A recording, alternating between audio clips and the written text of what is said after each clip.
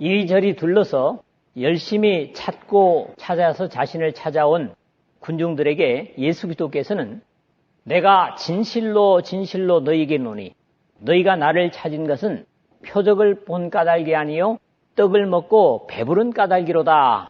그렇게 책망을 하시면서 썩는 양식을 위하여 일하지 말고 영생하도록 있는 양식을 위하여 하라. 그렇게 말씀을 하셨습니다. 군중들은 다시 우리가 어떻게 하여야 하나님의 일을 하오리까 물었고 여기에 대해서 하나님께서 보내신 일을 믿는 것이 하나님의 일이니라 그렇게 주님께서 일러주셨지만 저들의 어리석은 요청은 우리가 보고 당신을 믿도록 행하시는 표적이 무엇이니까 하는 일이 무엇이니까 그렇게 다시 묻습니다.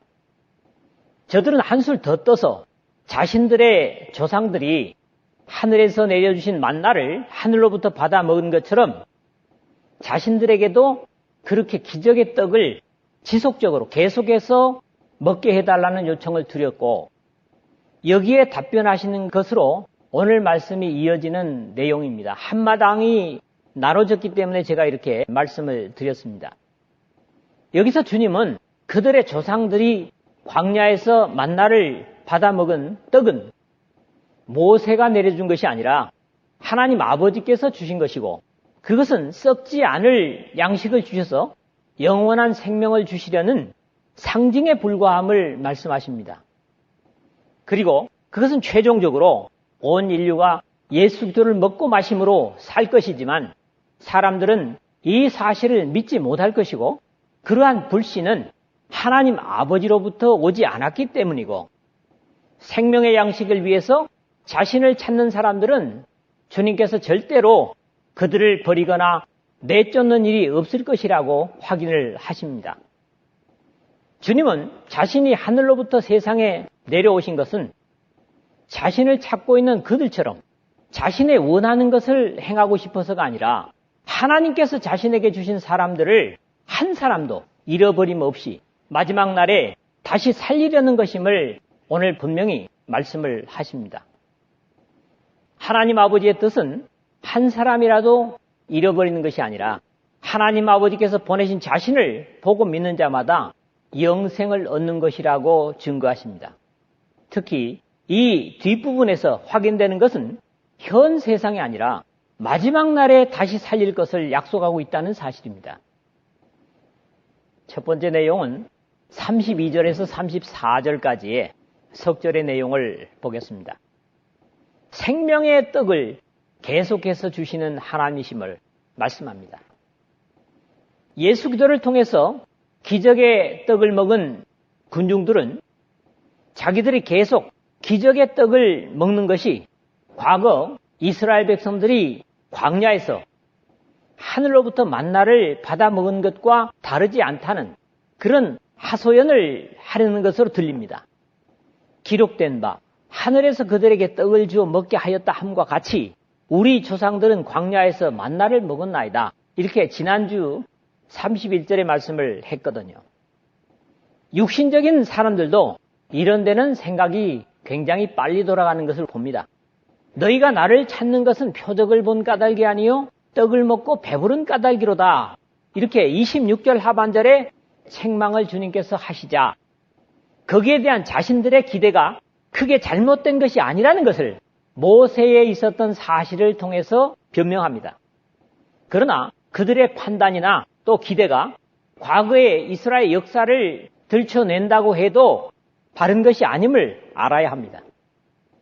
사실 현실적으로는 그들이 처한 상황이 아무리 일거리가 없고 생산도 불가능한 광야의 상태가 아니라 부지런히 일하면 먹을 것을 벌 수 있는 광야와는 상당히 다른 그런 입장에 있으면서 광야에서 일할 것도 없고 먹을 것이 없는 때에 내려준 그 만나를 지속적으로 달라 이렇게 말하고 있기 때문입니다. 무엇보다도 이스라엘에게 하늘로부터 먹을 것을 내린 것은 모세가 아니라 하나님이셨다는 것과 그것은 최종적으로 참떡을 주실 것에 대한 상징이었다는 이유도 말씀하시는 내용이 모세가 너에게 하늘로부터 떡을 준 것이 아니라 내 아버지께서 너희에게 하늘로부터 참떡을 주시나니 32절 하반절에 이렇게 다른 이해를 말씀하시는데 역시 이 내용 자체가 중요한 가르침이기 때문에 그 앞에 예수께서 이르시되 내가 진실로 진실로 너에게 이르노니 이렇게 강조를 하고 계심을 읽습니다. 군중들은 단순히 광야에서 자신의 조상들이 배부르게 먹은 만나를 생각하면서 예수 그리스도께서 지속적으로 기적의 떡을 먹게 해달라는 것과 사람이 영원히 살기 위한 생명의 양식인 예수 그리스도라는 생명의 떡을 가르치시기 때문에 겉으로는 다 같이 먹는 것을 대화를 하고 있지만은 내용은 역시 하늘과 땅 차이처럼 다르기 때문에 이 대화가 통하지 않는 것입니다. 하나님께서 비록 광야에서 만나를 주시긴 하셨지만은 이 떡도 하나님의 떡은 하늘에서 내려 세상에 생명을 주는 것이니라 33절에 그랬거든요. 궁극적인 생명을 주시기 위한 영적인 것이라고 주님은 덧붙여 말씀을 하십니다. 사실 만나를 본 이스라엘 사람들조차도 너무나 신기한 나머지 이것이 무엇이냐 하는 탄성이 바로 그 이름이 되었던 것처럼 예수 그리스도를 바로 발견하게 되는 사람은 영원한 삶을 주시는 주님으로 인해서 감격의 찬양을 드릴 수밖에 없는 것은 어쩌면 구원받은 사람이면 누구나 경험하는 사실입니다. 이러한 이해의 엇갈림에도 그들은 여전히 자신들의 소원을 주님께 요청하고 있습니다. 그들이 이르되 주여 이 떡을 항상 우리에게 주소서. 34절에 그러죠. 주님께서 말씀하시는 그 떡이 참으로 무엇인지도 모르고 오로지 떡을 달라고 떼쓰는 모습을 보는 겁니다. 하기야 육신의 배고픔만을 생각하고 자신들의 수고가 없이도 육신의 굶주림을 채우게 해달라는 사람들에게 주님 자신이 바로 모세를 통해서 만나를 주시고 그것을 통해서 깨닫게 하고자 했던 최종적인 생명의 양식이라는 이해를 저들이 할 리가 없는 거죠. 또 그들이 요청하는 과거 이스라엘이 먹었던 기적의 떡인 만나를 먹으면서도 저들의 조상들조차도 역시 불평하는 내용이 성경에 기록이 되고 있거든요. 하나님께서 이적으로 주시는 그걸 먹으면서도 만족하지 못하고 불평하는 내용들을 본다는 겁니다. 민수기 11장 6절에 보면 이제는 우리의 기력이 다하여 이 만나 외에는 보이는 것이 아무것도 없도다. 하나님께 기적의 떡을 줘서 배부르게 먹임에도 불구하고 그것에 대한 불평을 또 늘여놓는 이스라엘 백성을 우리가 본다는 겁니다. 우리 육신에 완벽한 기쁨이나 행복을 줄 수 있는 것은 없다고 믿습니다. 제가 생각하기로는요. 비록 그것이 하늘에서 내려준 것일지라도 이런 내용을 볼 때 분명히 그렇다 하는 걸 깨닫습니다. 이러한 구조와는 하늘로부터 오는 교훈과 여기에 땅의 가치로 반응하는 엇박자를 보이는 것이고 이것은 어쩌면 우리 시대에도 다르지 않을 것이다. 그렇게 생각을 합니다. 이런 안타까움을 바울은 이사야서 64장 4절을 인용하면서 단식하는 것을 읽을 수 있습니다. 기록된 바 하나님이 자기를 사랑하는 자들을 위하여 예비하신 모든 것은 눈으로 보지 못하고 귀로 듣지 못하고 사람의 마음으로 생각하지도 못하였다 함과 같으니라. 고린도전서 2장 9절 이렇게 말씀합니다. 사랑하는 자들을 위해서 하나님께서 정말 사랑하는 자들을 위해서 예비하는 것들은 일반 사람들은 귀로도 듣지 못하고 눈으로 보지 못하고 마음으로서 도저히 상상할 수 없다. 이런 말씀이에요. 오늘도 하나님으로부터 주어지는 영생에 관한 것을 그대로 받기 위해서는 우리가 좋은 것들을 달라고 떼쓸 것이 아니라 참된 진리의 가르침에 대해서 육신적이고 세상적인 이해보다는 하나님께서 말씀하시고 가르치시고자 하는 바른 이해를 가지는 것이 먼저입니다. 하나님의 가치를 가진 사람들만이 하나님께서 주시는 생명이 생명될 수 있기 때문입니다.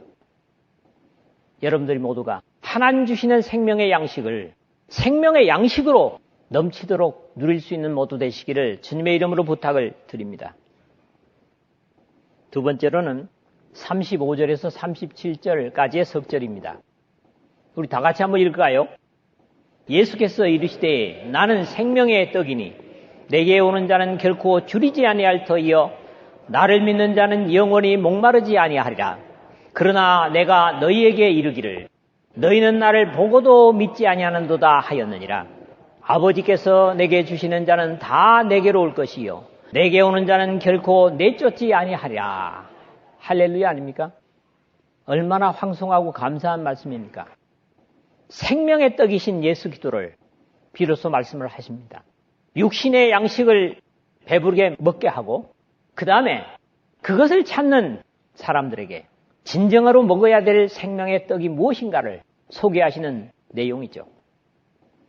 결국 요한복음의 특징이 여기서도 나타나고 있는데 하늘에 신령한 것과 거기에 바르게 반응할 수 없는 땅에 속한 자들의 불신과 잘못된 이해의 대조가 비교되고 있는 겁니다. 그리고 최종적으로 다락방 강화라고 하는 12 제자들과만의 교훈에서 이 이해될 수 없는 차이의 간격을 해결해 줄 수 있는 것이 사람의 지식이 아니라고 하는 것을 가르치죠.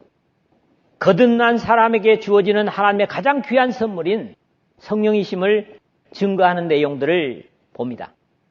우리 주님께서 세상적인 기준으로 자신의 가르침에 반응하는 군중들에게 좀 더 적극적으로 자신이 참된 생명의 떡이며 예수 그리스도를 믿음으로 찾는 사람들은 어떤 경우에도 모자람을 느끼지 않을 것이라고 힘주어 말씀하고 있습니다.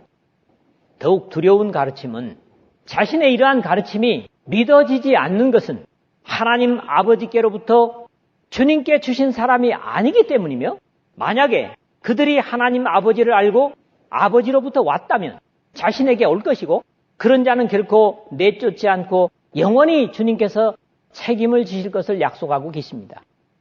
예수께서 이르시되 나는 생명의 떡이니 내게 오는 자는 결코 줄이지 아니할 터이요 나를 믿는 자는 영원히 목마르지 아니하리라. 35절 그랬는데 거듭나지 못한 사람들이 과연 이 가르침을 이해할 수 있을까 생각해보면 이해가 불가능함이 무리가 아닙니다. 그러므로 유대인들이 서로 다투어 이르되 이 사람이 어찌 능히 자기 살을 우리에게 주어 먹게 하겠느냐. 52절에 나타나는 반응을 통해서도 볼 수가 있습니다.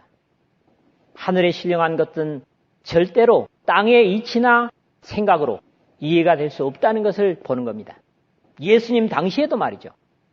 이 35절이 이 6장 전체의 주제와 같은 교훈이라고 제가 이미 앞에서 말씀드린 바 있습니다. 나는 생명의 떡이니 내게 오는 자는 결코 줄이지 아니할 터이요 나를 믿는 자는 영원히 목마르지 아니하리라. 이것은 먼저 영적인 말씀이면서 이 가르침을 믿고 이해하는 자들에게 하나님께서는 육신적인 것도 반드시 채우신다는 약속을 주십니다. 무엇보다도 이 가르침은 실제적인 삶을 우리에게 주문하는 말씀입니다. 먹고 마시는 것은 관념, 즉 생각으로 불가능하고 행위로서 채워지는 것이 허기와 갈증을 면하는 방법입니다. 여러분, 배고픈 사람이 아무리 통닭을 생각해도 하얀 밥그릇을 생각해도 배부르지 않습니다. 또 아무리 좋은 스포츠 음료를 생각해도 아무리 시원한 우물물을 생각해도 갈증은 면해지지 않는 것처럼 예수 그리스도가 생명의 양식이요 음료라면 그만큼 우리의 삶에 사실적으로 받아들이고 마셔야 할 생수라는 사실을 일깨워주는 말씀입니다. 또 먹는 것과 마시는 것은 한 번으로 끝나지 않습니다. 지속적으로 먹고 마셔야 하는 것처럼 우리가 살기 위해서는 계속해서 주님을 먹고 마시는 행위를 주님 오실 때까지 계속해야만 합니다. 이것은 우리 각자의 선택에 의해서 이루어짐을 가르치는 내용을 이 같은 요한이 쓴 요한계시록 3장 20절에서 볼 수 있습니다. 볼지어다 내가 문 밖에 서서 두드리노니 누구든지 내 음성을 듣고 문을 열면 내가 그에게로 들어가 그와 더불어 먹고 그는 나와 더불어 먹으리라. 주님은 왜 문 밖에 두드리십니까? 배고픔을 명쾌하기 위해서, 갈증을 명쾌하기 위해서. 그런데 문을 딱 닫아두고 배고프다고 또 목이 마르다고 그러고 앉아있는 모습에 대한 경계입니다. 그러한 주님의 안타까움에도 그러나 내가 너희에게 이르기를 너희는 나를 보고도 믿지 아니하는도다 하였니라. 36절입니다. 생명의 양식이 되는 예수님을 앞에서 보고도 믿지 않았다. 탄식하고 계심을 봅니다.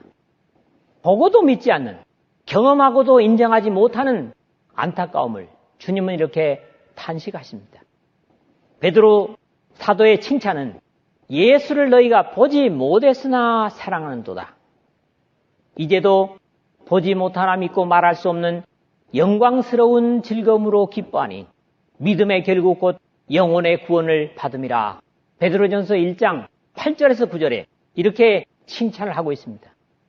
보지 못했지만 믿는 하나님의 백성들을 보고요. 그러나 보고서야 믿음을 고백하는 도마에게 예수님께서 직접 이렇게 말씀하시죠. 예수께서 이르시되 너는 나를 본고로 믿느냐. 보지 못하고 믿는 자들은 복되도다. 요한복음 20장 29절의 말씀을 하셨습니다. 주님께서는 그들의 이해가 바르지 못함을 지적하시면서 아버지께서 내게 주시는 자는 다 내게로 올 것이요. 내게 오는 자는 내가 결코 내쫓지 아니하리라. 37절의 말씀을 하십니다. 그러나 이 말씀은 하나님의 선택과 예정이라는 교리에서 보려고 하는 입장에서는 지나치게 이해하는 경향이 없지 않습니다. 하나님께서는 이미 우리 한 사람 한 사람을 완벽하게 아시는 분입니다. 믿습니까? 여러분의 심령 속을 하나하나 다 꿰뚫어 보시는 분이라는 거지요. 그렇기 때문에 각 사람의 인격과 인간됨을 이미 현재로 보시는 분이십니다. 각 사람의 인격과 사람됨을 미리 아시는 하나님은 그들의 성향대로 그들을 대우하시고 다스리실 것입니다. 바울 사도는 진노를 내리시는 하나님이 불의하시냐? 결코 그렇지 아니하니라. 만일 그러하면 하나님께서 어찌 세상을 심판하시리요? 로마서 3장 5절 하반절 6절에 그렇게 말씀합니다. 징벌하고 그리고 진노를 내리시니 하나님이 불의하시냐? 절대 불의할 수 없다는 거지요. 하나님은 사랑의 하나님이시면서 공의의 하나님이십니다. 하나님은 창조주요 만물의 주인이시지만 절대로 자신의 속성에 거스르는 일을 하지 않으십니다. 저는 그렇게 확신합니다. 그러므로 아버지께서 내게 주시는 자는 다 내게로 올 것이요 라는 말씀은 예수 그리스도를 믿고 순종하는 사람이라고 단순히 이해할 필요가 있습니다. 이 말씀의 중요성은 오히려 뒷부분에 강조되고 있는 내용입니다. 내게 오는 자는 내가 결코 내쫓지 아니하리라. 37절 하반절인데요. 이것은 뒤에 가서 조금 더 이해를 하기 때문에 지나가겠는데 주님을 믿고 순종하는 사람을 하나님은 절대로 버리지 아니하신다고 견고한 약속을 주십니다. 여러분, 예수님이 바로 우리의 영원한 생명의 양식이요. 우리를 영원한 영생의 세계까지 가는 데 있어서 지속적으로 먹어야 될 생명이십니다. 오늘도 그 예수 그리스도를 먹고 여러분들이 영생을 더욱 확실히 취하는 모두가 되시기를 주님의 이름으로 부탁을 드립니다. 세 번째 마지막으로는 38절에서 40절까지 세 절입니다. 내가 하늘에서 내려온 것은 내 뜻을 행하려 함이 아니요 나를 보내신 이의 뜻을 행하려 함이니라. 나를 보내신 이의 뜻은 내게 주신 자 중에 내가 하나도 잃어버리지 아니하고 마지막 날에 다시 살리는 이것이니라. 내 아버지의 뜻은 아들을 보고 믿는 자마다 영생을 얻는 이것이니 마지막 날에 내가 이를 다시 살리리라 하시니라 그랬습니다. 자, 하나님 아버지께서 예수 그리스도를 보내주신 그 뜻, 왜 예수님을 보내셨는가 하는 것들을 오늘 이 한마당을 마무리하면서 주님은 말씀하고 계십니다. 이 말씀은 바로 앞에 37절에 연결되면서 여기서도 예수 그리스도께서는 아버지에 대한 순종을 절대적으로 강조를 하십니다. 모든 사람들이 하나님께 순종해야 하는 모범을 바로 자신이 보이고 계심을 증거하는 거지요. 내가 하늘에서 내려온 것은 내 뜻을 행하려 함이 아니요 나를 보내신 이의 뜻을 행하려 함이니라. 38절, 39절 하반절 그렇게 말씀하시는데 주님께서는 앞에 이미 나는 나의 원대로 하려 하지 않고 나를 보내신 이의 원대로 하려는 고로 이렇게 같은 말씀을 앞에 5장 30절에도 이미 말씀을 하신 바 있습니다. 우리가 주님을 본받고 따라야 하는 부분이 많지만 가장 중요한 부분이 바로 주님의 이러한 자세라고 믿습니다. 아버지와 같은 분이 이렇게 철저하게 하나님께 순종한다면 우리는 얼마나 더 순종해야 하는가 하는 것을 배웁니다. 기도인들의 첫째 자리는 늘 하나님의 뜻이 첫째여야 합니다. 다시 말씀드립니다. 기도인의 첫째 자리는 늘 하나님의 뜻이 첫째여야 합니다. 그리고 그 뜻이 무엇인가를 연이어 말씀하시는데 나를 보내신 이의 뜻은 내게 주신 자 중에 내가 하나도 잃어버리지 아니하고 마지막 날에 다시 살리는 이것이니라. 39절에 그렇게 말씀하시는데 어쩌면 이것은 성경 전체의 주제와 같은 말씀입니다. 이 한마디가 성경 전체를 논한다고 해도 과언이 아니라는 거죠. 사실 하나님 아버지의 소원은 한 사람이라도 이루어지는 것이 아닙니다. 그러므로 이와 같이 이 작은 자 중 하나라도 잃는 것은 하늘에 계신 너희 아버지의 뜻이 아니니라. 마태복음 18장 14절에 주님께서 그렇게 직접 말씀하십니다. 아무리 믿음이 연약한 자라도 이뤄지는 것은, 아무리 나이가 어린 어린아이일지라도 이뤄지는 것은 절대로 하나님 아버지의 뜻이 아니라는 겁니다. 하나님은 모든 사람이 구원을 받으며 진리를 아는 데 이르기를 원하시느니라 하는 바울을 통한 디모데전서 2장 4절의 말씀은 절대로 듣기 좋은 소리로 하는 게 아닙니다. 이게 하나님의 진심이고 하나님의 뜻입니다. 하나님 아버지께서 자신을 순종하는 자들을 아들이신 예수 그리스도의 희생의 피를 통해서 거듭나게 하시고 그렇게 세우신 주님의 몸된 교회 속에서 신앙하게 하시고 주님께서 다시 오실 때까지 그들이 흔들림 없이 하나님의 새하늘과 새 땅을 보게 하기 위하여 이 땅에 보내신 분이 바로 우리 주 예수 그리스도십니다. 여기 다음 절과 함께 반복되는 표현이 바로 마지막 날에라는 표현입니다. 마지막 날에. 여기서 계속적으로 반복되는 말씀은 나를 보내신 이의 뜻, 또 나를 보내신 이의 뜻, 39절에 두 번이나 나오죠. 그 다음에 40절에도 내 아버지의 뜻이라고 반복되는 하나님 아버지의 뜻입니다. 이 아버지의 뜻에서 하나님 아버지의 인류를 향한 바램과 기대를 우리가 이해하게 됩니다. 하나님께서는 이미 범죄해서 포로가 되어 있는 자신의 백성들을 향해서도 같은 탄식을 하셨습니다. 나의 삶을 두고 맹세하노니 나는 악인이 죽는 것을 기뻐하지 아니하고 악인이 그의 길에서 돌이켜 떠나 사는 것을 기뻐하노라. 이스라엘 족속아 돌이키고 돌이키라. 너의 악한 길에서 떠나라. 어찌 죽고자 하느냐 하셨다 하라. 에스겔서 33장 11절 말씀이고 똑같은 내용이 18장 31절에도 기록되고 있습니다. 오늘 마지막 절, 내 아버지의 뜻은 아들을 보고 믿는 자마다 영생을 얻는 이것이니 마지막 날에 내가 이를 다시 살리리라 하시니라 40절 했는데 보다 미래적인 주님의 바람이십니다. 마지막 날에 다 여러분들이 살기를 원한다는 거죠. 지금 사는 것도 중요하지만 마지막 날에 주님께서 다시 오실 때 여러분들이 생명의 부활로 살기를 원하신다는 거죠. 여기 39절에서 40절에 반복되는 것은 하나님 아버지의 뜻과 함께 그 뜻이 무엇인가를 말씀하고 계신 내용입니다.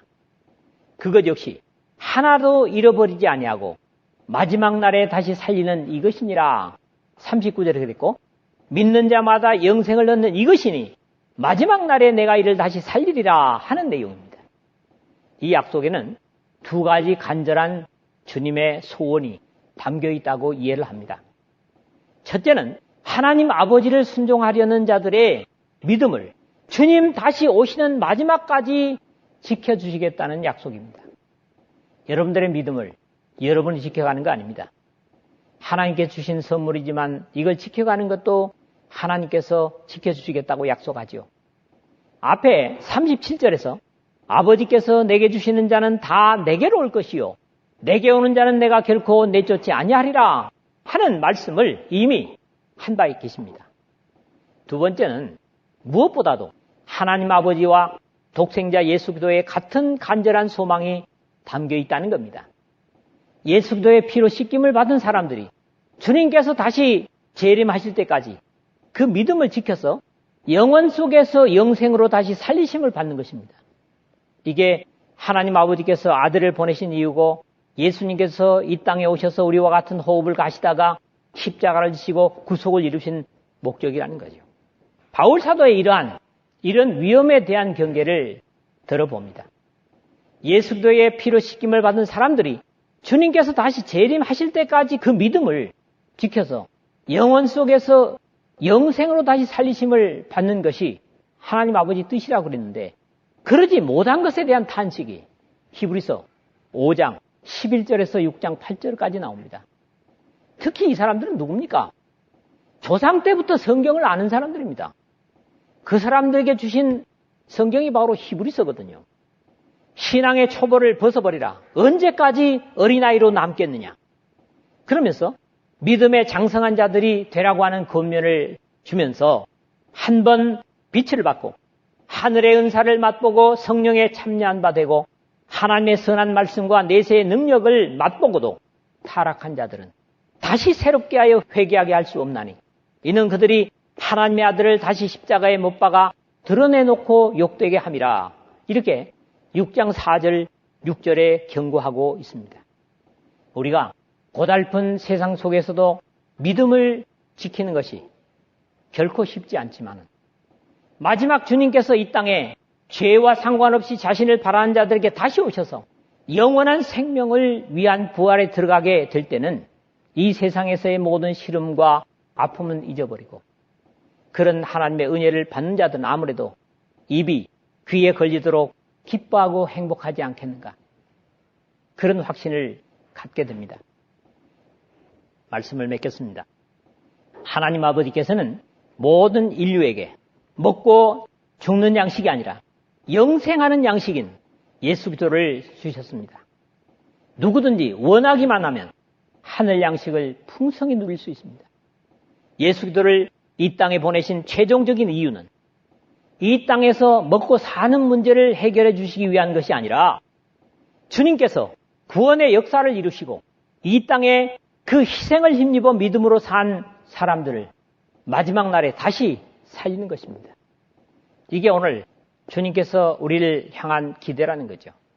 함께 예배를 드리는 여러분 모두가 주님 하나님의 나팔과 천사장의 소리로 친히 강림하실 때 모두가 다 영생에 들어가는 부활의 삶이 되기를 주님께서 그렇게도 소원하신다는 겁니다.